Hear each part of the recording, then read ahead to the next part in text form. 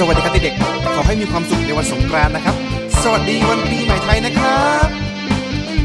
13 เมษายนเป็นวันสงกรานต์แต่โบราณเป็นวันปีใหม่ทำบุญและส่งน้ำพระ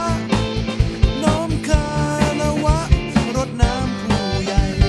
อวยพรให้แก่กันด้วยสายทานเย็นช่ำชื่นใจ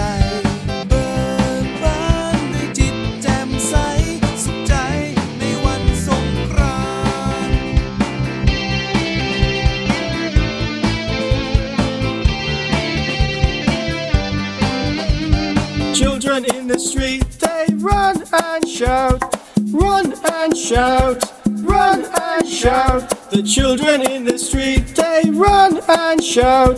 3 days long. The water in the street goes splish, splash, splash, splish, splash, splash, splish, splash, splash. The water in the street goes splish, splash, splash,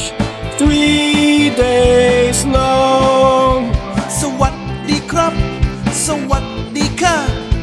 สวัสดีในวันปีใหม่